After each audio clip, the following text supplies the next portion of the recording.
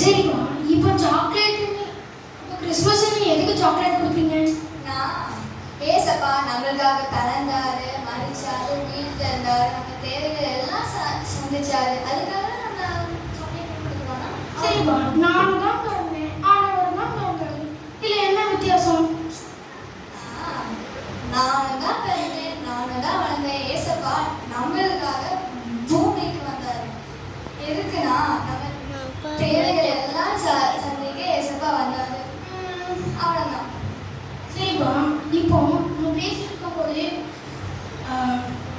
ஒரு பேர் சாப்பிட்றதுக்கு எதுவும் இல்லைன்னு உங்ககிட்ட வந்தாங்கல்ல, அவங்க பார்க்கறது கூட நேரம் இல்லாமல் போச்சு. ஆனால் ஆண்டவர் அப்படி இல்லை, ஆண்டவர் அவங்க அப்படி பார்க்கல. இந்த கிறிஸ்மஸ் அன்னைக்கு ஆண்டவர் பிறந்தாருன்னு சொல்றதே இந்த மாதிரி கஷ்டப்படுறவங்களுக்கெல்லாம் உதவி செய்யதான்.